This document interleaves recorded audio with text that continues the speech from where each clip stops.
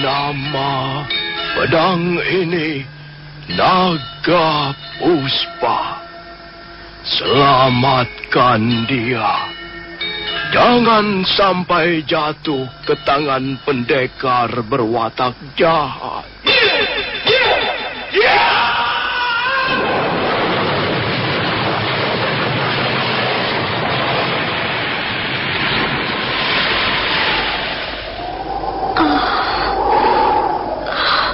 Kakang Kamandanu, kau masih juga tidak percaya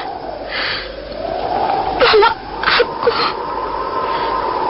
aku mencintaimu. Mesin, maafkan aku, Mesin. Mesin. Mesin!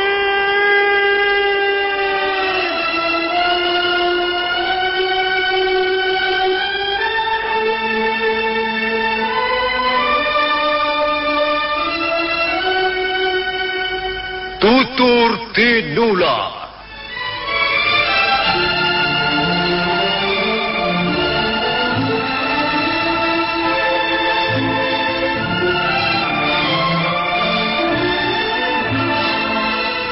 Sebuah sandiwara radio serial, produksi Sanggar Cerita dan Teater Sanggar Prativi. Sebuah kisah dengan latar belakang sejarah runtuhnya Singasari dan berdirinya Kerajaan Majapahit.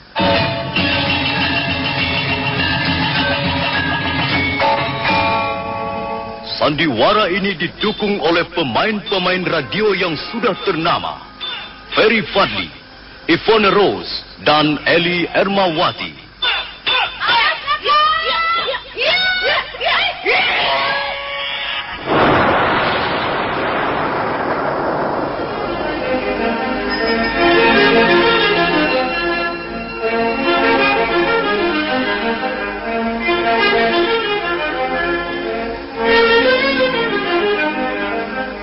Naskah disusun dan diolah oleh S. Tijab.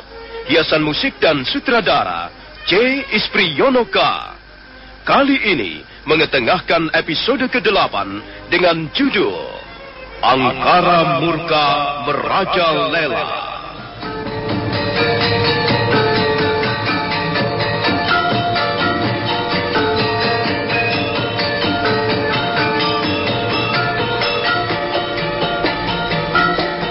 Dalam seri ke-227 ini, didukung oleh para pemain, Ferry Fadli sebagai Arya Kamandanu, Nonon sebagai Ayu Pupu, Ivone Rose sebagai Sakawuni, Eli Ermawati sebagai Mesin, Rio sebagai Panji Ketawang, dan Asdi Suhastra pembawa cerita.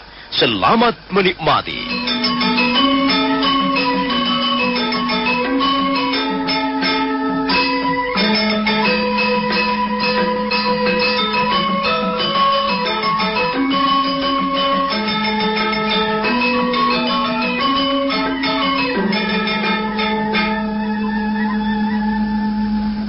Matahari sudah hampir tenggelam ketika Arya Kamandanu dan Ranggalawe semakin dekat dengan perbatasan desa Majapahit. Kuda yang mereka tunggangi berlari bagaikan terbang di atas jalanan yang berbukit-bukit. Arya Kamandanu merasa lega dan gembira. Sekarang dia benar-benar mempunyai tekad yang mantap untuk ikut berjuang bersama dia Sang Gramawijaya. Dia tidak ragu-ragu lagi sedikit pun.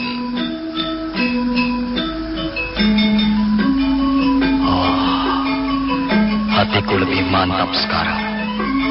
Gusti Sang Gramawijaya adalah seorang bangsawan yang berjiwa mulia. Beliau pantas dihormati rakyatnya. Dan aku tidak akan menyia-nyiakan kesempatan ini. Aku harus membantu perjuangan beliau. Aku harus ikut membangun dukuh Majapahit.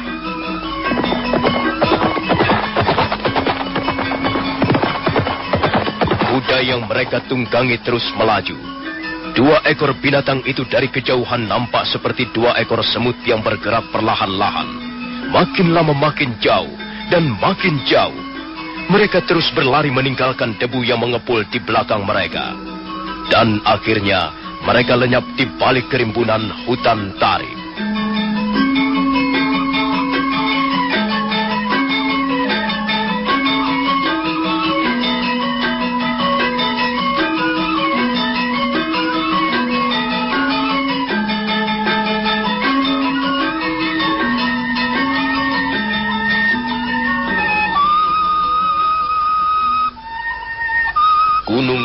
Bromo menjulang tinggi.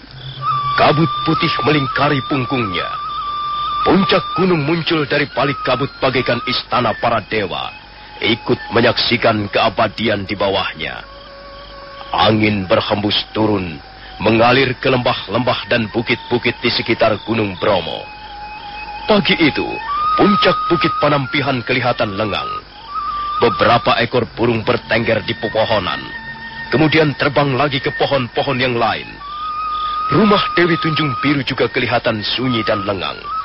Tak seorang pun nampak di halaman.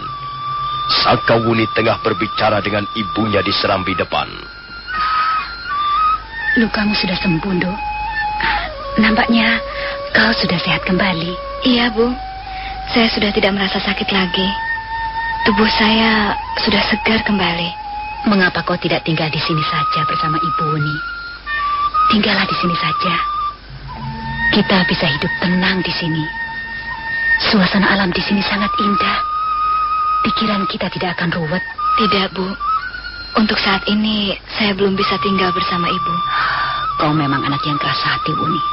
Saya masih mempunyai urusan yang harus saya selesaikan, Bu. Kau masih menaruh dendam pada ayahmu, Nat? Iya. Turutilah kata-kata ibumu. Hapuslah rasa dendam itu. Dendam hanyalah akan membuat susah diri kita sendiri. Jika seseorang masih menaruh dendam, artinya jiwanya belum dewasa. Dia telah berbuat tidak adil, Bu. Apakah dia tidak harus mendapat hukuman? Biarlah Sang Hyang Widi yang akan menghukumnya. Kita pasrahkan saja segalanya pada kekuasaannya. Tidak. Saya belum bisa menerima pendapat seperti itu. Saya tidak bisa membiarkan perbuatan seorang laki-laki yang membuat hidup kita menderita. Ibu telah dibuat malu dan disia-siakan. Ibu tidak tahan lagi, sehingga ibu terpaksa meninggalkan desa kelahiran. Sudahlah, Wuni.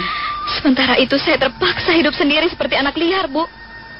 Saya tumbuh seperti bunga-bunga liar di hutan. Hati saya menjadi gersang. Jiwa saya menjadi tandus. Saya membutuhkan kasih sayang seorang ayah.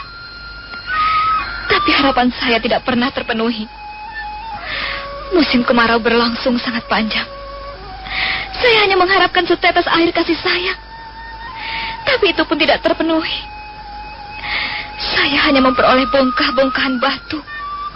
Saya menjadi semakin dahaga, Bu. Uni, kau memang tidak bersalah. Tidak seharusnya kau menderita. Semua ini adalah kesalahan kami, orang tuamu. Tidak, Bu. Tidak. Ibu pun tidak bersalah.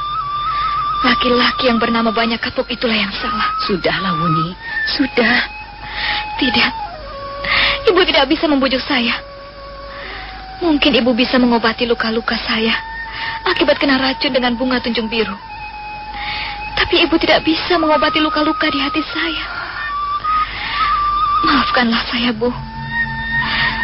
Maafkanlah Sakawuni. Baiklah, Wuni. Baiklah, kalau memang begitu kemauanmu. Tapi dengarlah kata-kata ibu.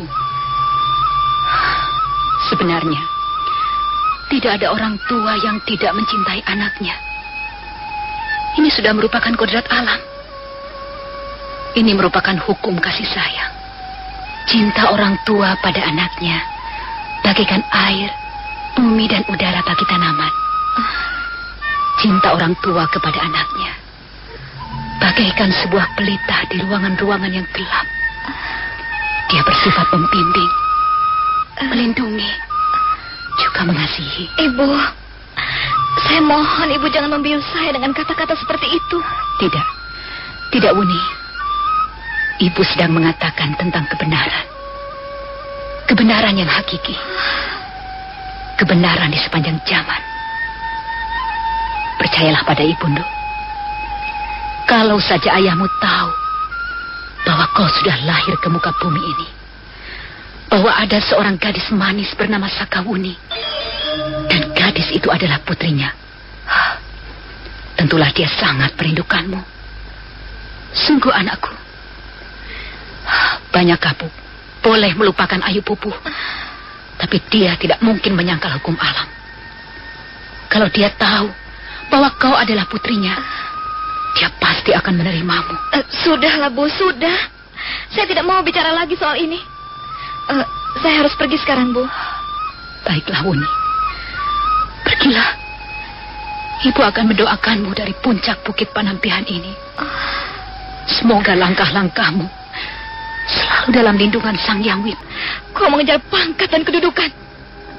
Dan kau telah sampai hati menterlantarkan ibuku. Banyak gabuk.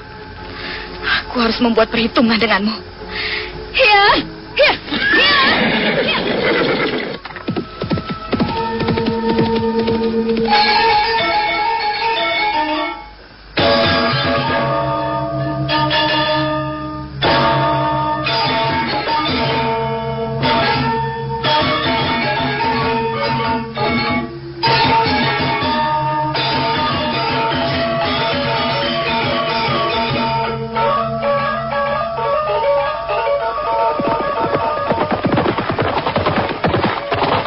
Sakawuni terus berkuda semakin jauh meninggalkan kaki Bukit Panampihan. Bukit itu semakin lama semakin jauh dan akhirnya bercampur dan tenggelam di balik bukit-bukit di sekitarnya. Kuda yang ditunggangi Sakawuni telah meninggalkan Candi Kidal dan sekarang mulai mengitari kaki Gunung Bromo. Malamnya Sakawuni menginap di desa Hambal. Kemudian pagi harinya dia meneruskan perjalanan. Entah apa sebabnya, tiba-tiba saja dia mengarahkan kudanya menuju lereng Arjuno. Apakah dia ingin bertemu lagi dengan Arya Kamandanu?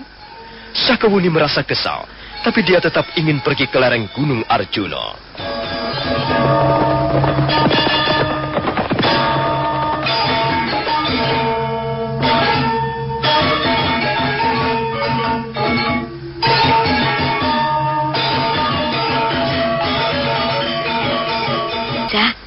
Cepat ambil kuci-kuci air dan pergilah ke sungai di bawah sana. Kalau berat, mengisinya jangan terlalu penuh, ya, separuh saja. Iya, Bi. Hati-hati, Panji. Jangan buru-buru mengerjakannya. Nanti kau jatuh. Ya, Bi, saya akan hati-hati. Kasihan Panji Ketawang. Dia harus bekerja keras membantu aku menyelesaikan urusan-urusan rumah tangga. Sudah 14 hari lamanya Kakang Kamandanu pergi ke Majapahit.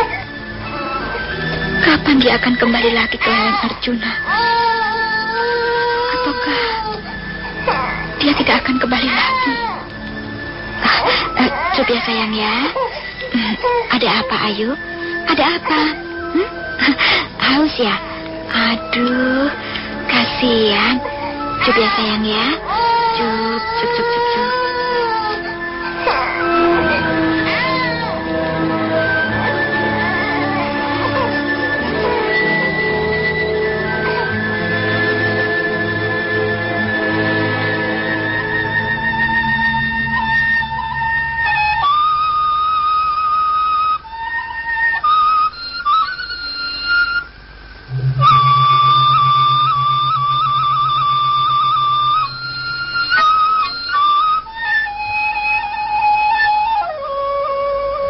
Sungai itu sangat jernih. Airnya sampai berkilat-kilat. Dasarnya yang berpasir dan penuh batu kerikil nampak jelas sekali. Di samping jernih, air itu juga sangat dingin. Panji Ketawang sibuk memenuhi kuci-kuci airnya. Dia turun ke sungai sampai ke batas lutut. Setelah kuci-kuci airnya penuh, Panji Ketawang mengambil pikulan. Dia baru saja akan memasang pikulan itu ke pundaknya ketika mendadak seseorang telah berdiri di hadapannya.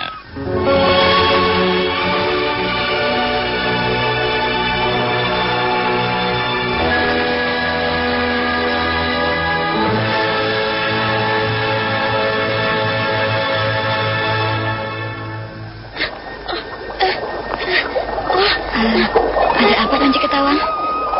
Kenapa kau takut? Tenang saja. Aku bukan hantu. Coba kau perhatikan baik-baik. Masa kau lupa padaku, Panji? Siapa kau? Coba kau ingat-ingat sekali lagi. Aku tidak percaya bahwa kau sama sekali sudah lupa padaku. Ayo, lihat wajahku. Ayo, siapa?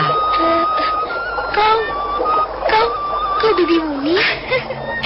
ternyata kau masih ingat padaku, Panji. Iya, benar. Aku Bibi Wuni. Kau mau mencari Paman Kamandanu? Aku mau bertemu dengan kalian. Bukan hanya dengan pamanmu. Paman tidak di rumah, Bibi Wuni. Paman pergi ke desa Majapahit. Lalu, siapa yang ada di rumah? Bibi Mesin. Bibi Mesin di rumah. Bibi Mesin sedang menggendong Ayu. Ayu? Siapa Ayu? Adik kecil. Bibi Mesin punya adik kecil. Ayo. Bibi Wuni, kau mau melihat adik kecil? Tinggal di gubuk ini bersama kami.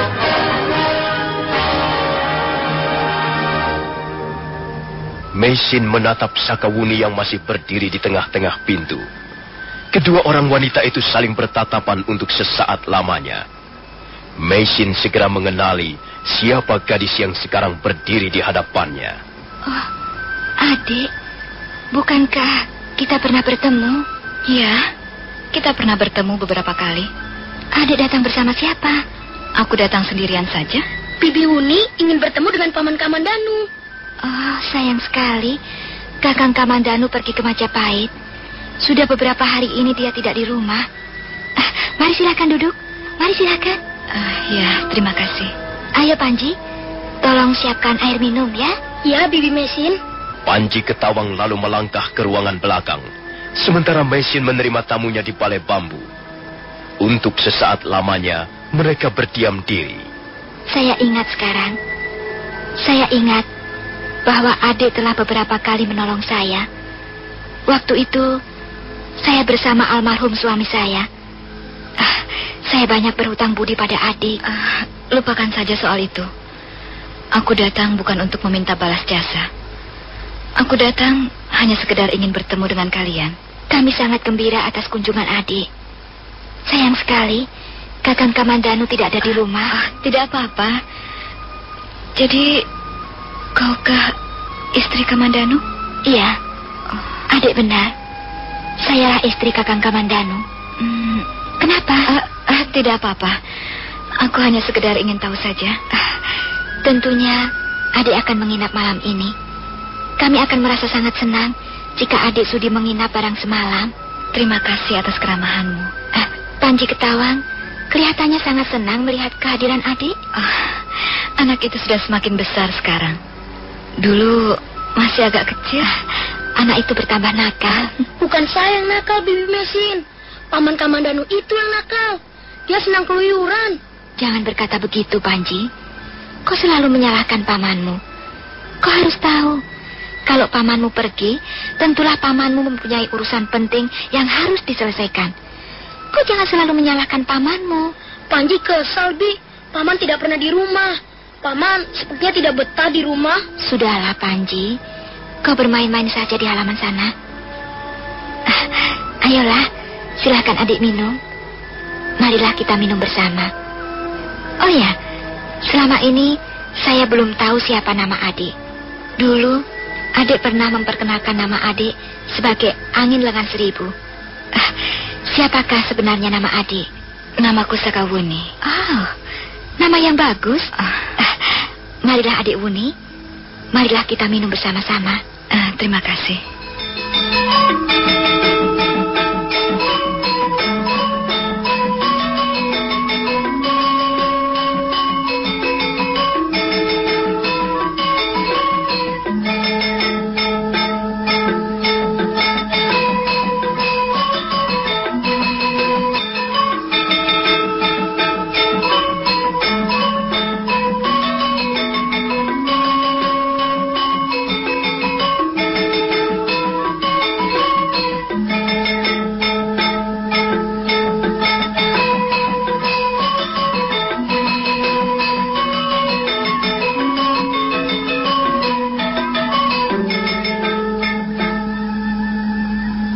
Sakawuni menerima tawaran Mesin.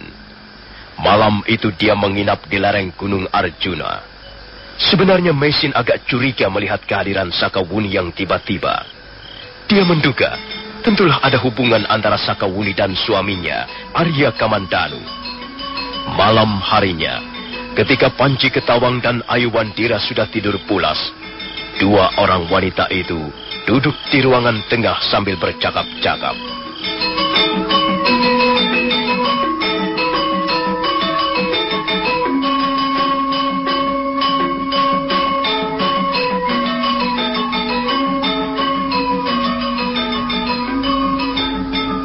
Jadi selama ini, Kakang Kamandanu selalu bersama adik Wuni? Iya. Iya, Kakak Mesin. Kamandanu selalu bersamaku. Dia terluka. Aku kasihan melihat luka-lukanya. Kemudian, dia aku bawa pulang ke rumah kakekku di desa Tanibala. Tapi, luka-lukanya nampaknya sangat parah. Lalu, bagaimana dia bisa sembuh? Dia saya bawa ke puncak Bukit Panampihan untuk menemui Dewi Tunjung Biru. Akhirnya dengan meminum air rendaman bunga Tunjung Biru, luka-lukanya bisa disembuhkannya kembali. Saya sangat mengucapkan terima kasih atas pertolongan adik Wuni. Saya sangat menyesal karena suami saya telah merepotkan adik Wuni. Jangan berkata begitu, Kak. Aku sama sekali tidak merasa repot. Walaupun bagaimana, adik Wuni pasti merasa kerepotan karena harus menolong suami saya. Tidak ada yang mengharuskannya. Aku hanya kasihan padanya. Adik Wuni pastilah seorang gadis yang berhati mulia. Aku tidak perlu puji-pujian seperti itu. Kalau aku ingin menolong orang, aku akan menolongnya begitu saja. Iya. Maafkan kalau ada kata-kata saya yang menyinggung perasaan adik Wuni. Aku datang kemari hanya ingin tahu apakah luka-luka Arya Kamandanu sudah sembuh sama sekali. Sudah, Dik. Luka-lukanya sudah sembuh. Bahkan dia sudah bekerja seperti biasa lagi. Dan sekarang dia sudah bekerja di Majapahit. Mengapa kau mengizinkan dia pergi ke Majapahit? Ya, semula saya memang keberatan. Tapi akhirnya saya bisa memahami keinginannya. Katanya dia ingin bekerja untuk Gusti Sanggrama Wijaya. Dia itu seorang laki-laki. Dia bisa mencari kesenangan di tempat lain. Mengapa kau bisa percaya pada omongan seorang laki-laki? Dia adalah suami saya, adik Wuni. Tentu saja saya harus mempercayai kata-katanya. Kau tidak takut dia akan melupakanmu? Seorang suami tidak akan mudah melupakan istrinya. Memang, suatu ketika dia bisa saja mendapat godaan. Tapi kalau dia seorang laki-laki yang tabah, dia tetap akan ingat pada keluarganya. Selama ini aku belum pernah bertemu dengan laki-laki seperti itu. Aku tidak begitu yakin apakah ada laki-laki tabah di dunia ini. Seorang laki-laki memang mempunyai banyak kelemahan, adik Wuni. Tapi sebenarnya kelemahannya itu bukan berasal dari dirinya sendiri. Sedikit banyak, sikap istrinya akan mempengaruhi sikap dan wataknya.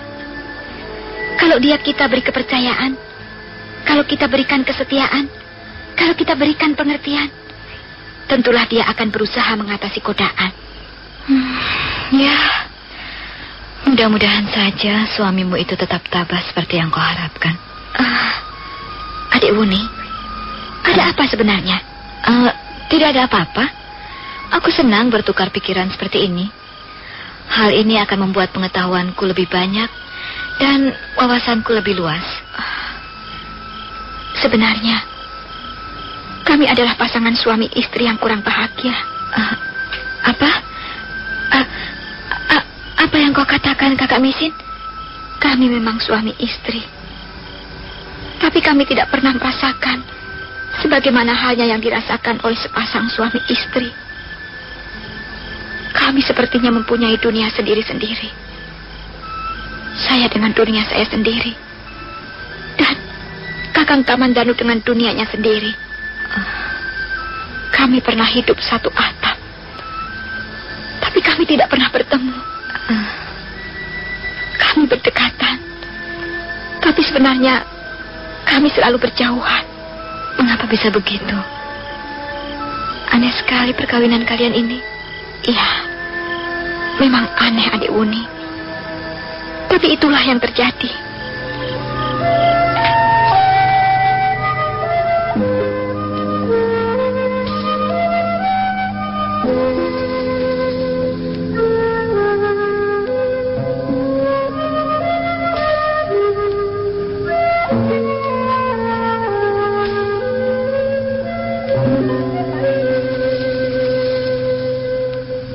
Meisin kemudian menceritakan sejarah perkawinannya dengan Arya Kamandanu.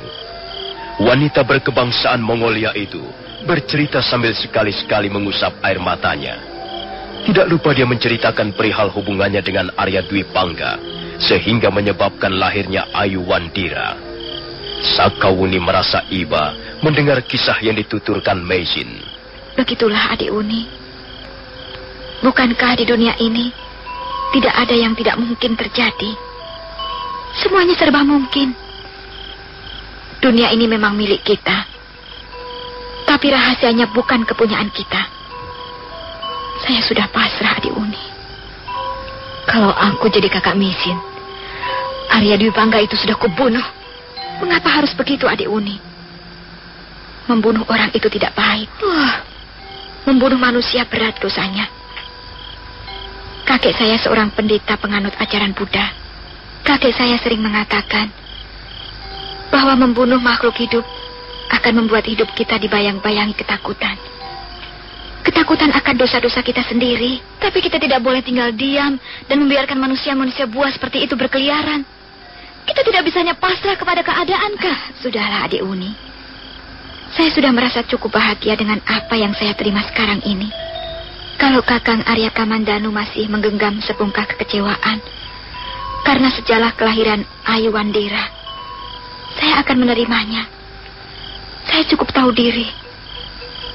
Bahkan kalau ada seorang gadis yang mencintainya dan Kakang Kamandanu mencintai gadis itu, saya akan dengan rela melepaskannya.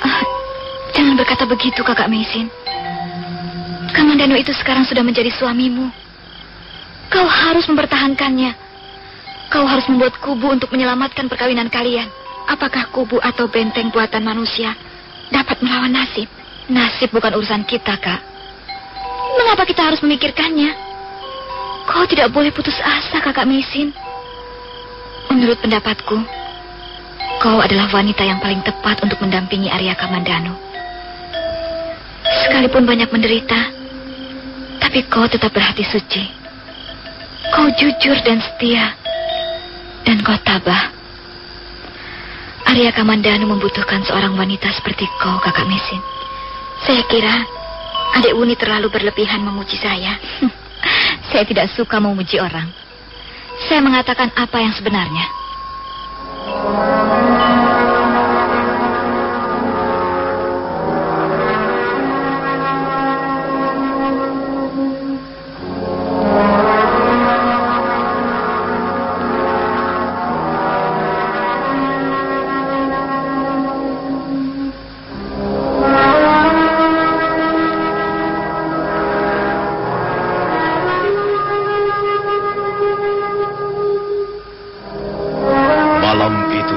Sakawuni tidak bisa tidur dengan nyenyak.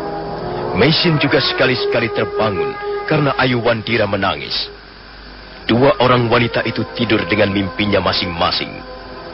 Pagi harinya, Meisin terbangun dan mendapatkan sebuah daun lontar yang tergeletak di atas tempat pembaringan Sakawuni. Ada selembar daun lontar. Jelas ini adalah tulisan Sakawuni.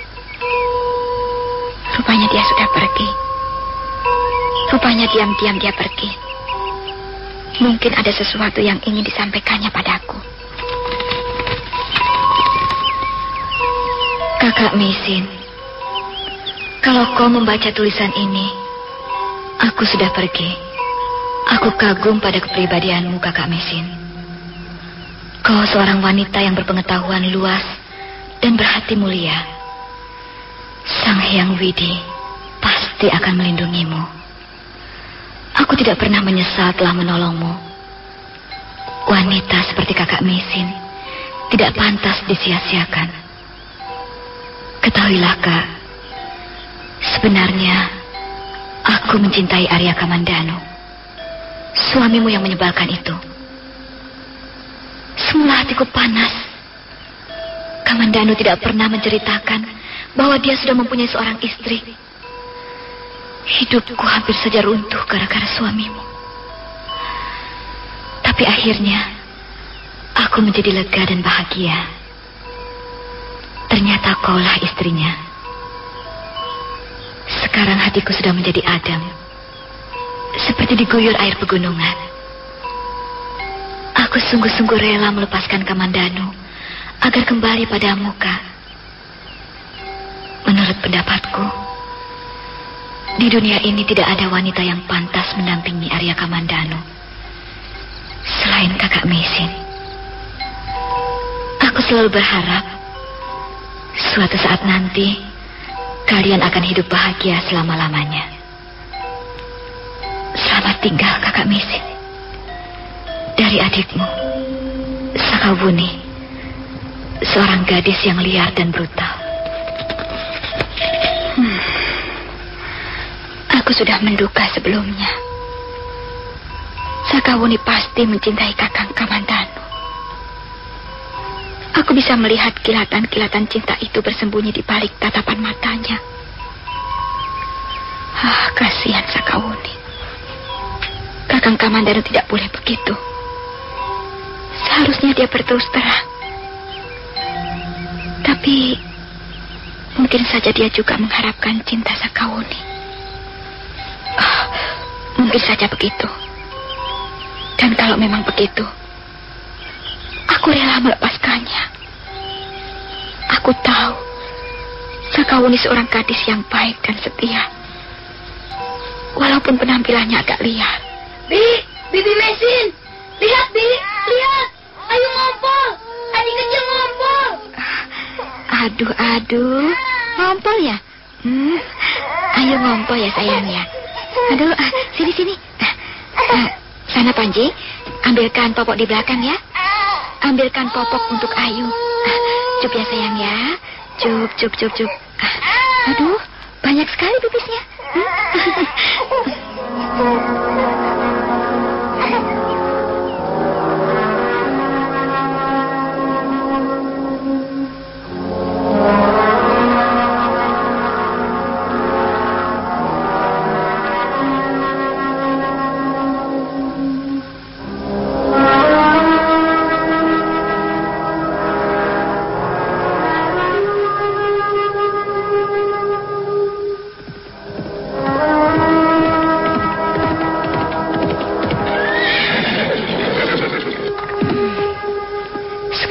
Kamandanu berada di Majapahit. Apa aku harus pergi ke Majapahit juga? Masa bodoh.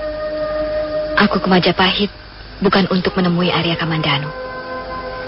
Ingatanku tentang laki-laki itu sudah kucampakkan ke pinggir jalan. Aku ke Majapahit untuk menemui banyak kapuk. Ya.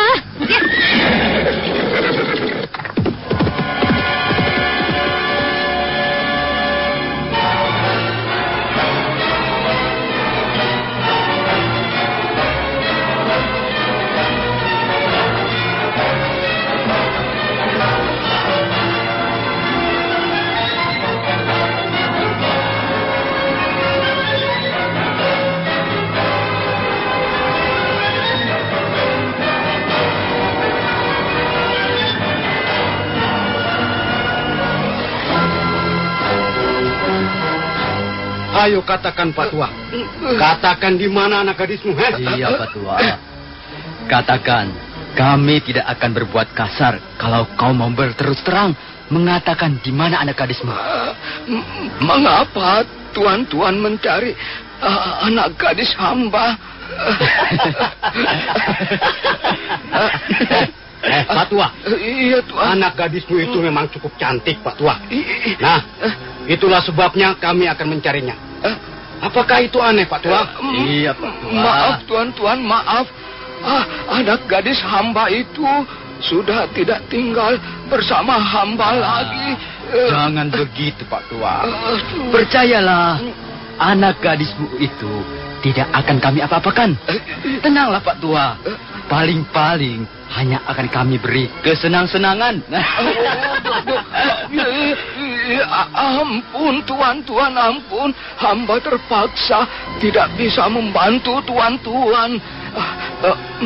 Memang sebenarnya anak gadis hamba itu sudah tidak tinggal bersama hamba lagi. Oh, kalau tidak tinggal bersamamu lagi, dia tinggal di mana sekarang? Ayo Pak Tua, katakan saja. Kami hanya akan meminjamnya sebentar. Nanti setelah 2 hari, kami akan mengembalikannya lagi Pak Tua. Betul Pak Tua. Kau tidak perlu khawatir. Atau kau mau uang? Mau? Ini, terimalah Pak Tua. Ampun Tuan, ampun. Hamba memang orang susah. Tapi hamba tidak bermaksud menjual anak gadis hamba Tuan. Hei Pak Tua, jangan bicara sembarangan ya. Awas, nanti wajahmu akan kubikin rusak. Kalau kau tidak mau segera mengatakan di mana anak gadismu itu sekarang berada, tulang-tulangmu akan kupatahkan. Ayo cepat. Ampun Tuan, ampun. Hamba benar-benar tidak tahu Tuan. Kurang ajar kau tua bangka. Udah tua bangka tidak tahu diuntung. Ayo, kita gebuk saja dia. Ayo, gebuk sampai mampus. Ayo. Iya, ayo. Ayo.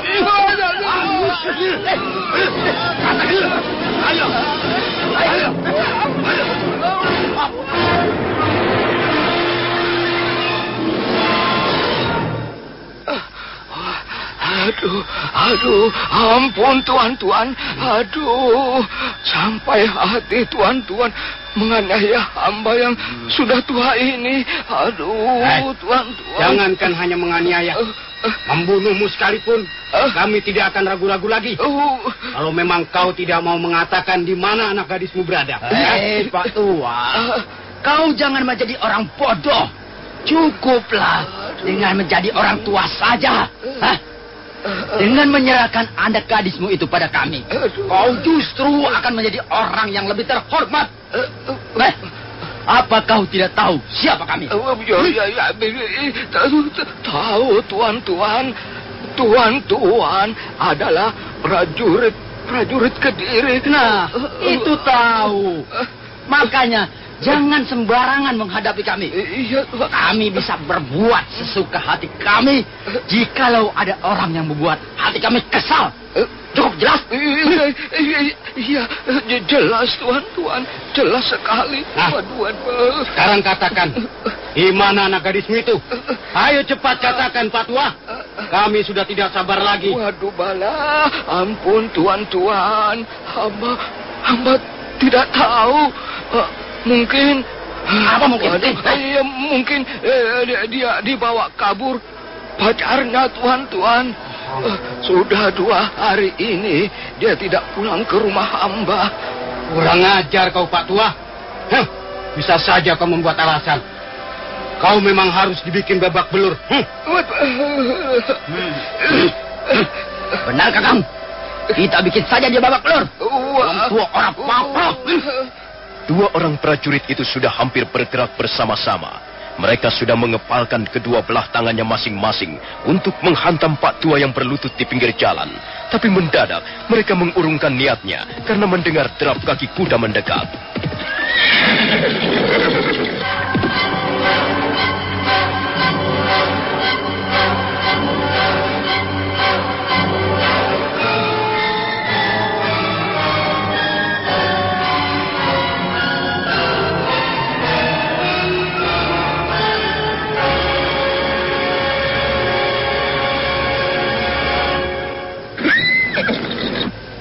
Apa yang terjadi di sini?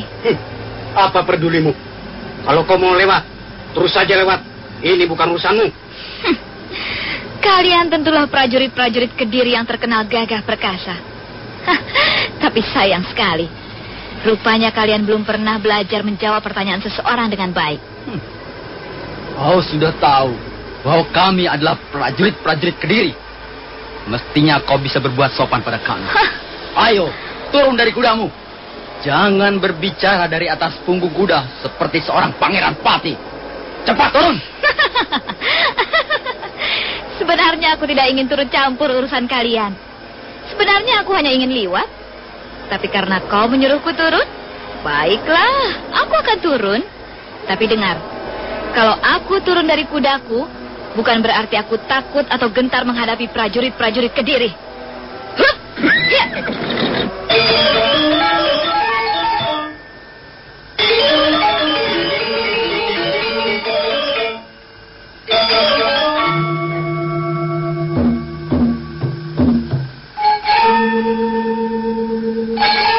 Sakawuni segera melompat dari punggung kudanya. Dua orang prajurit Kediri itu menjadi ternganga keheranan. Tidak biasanya seorang wanita berani berbuat seperti itu di depan mereka. Tapi kemudian mereka mulai sadar bahwa wanita yang sekarang berdiri di hadapan mereka tentulah bukan wanita sembarangan. Nah, saudara pendengar, bagaimanakah kisah selanjutnya? Apa yang akan dilakukan Sakawuni terhadap dua orang prajurit Kediri itu? Dan apakah akhirnya dia akan pergi ke Majapahit untuk membalaskan dendamnya pada Banyak Kapuk? Saudara pendengar, silakan menunggu seri berikutnya. Sampai jumpa.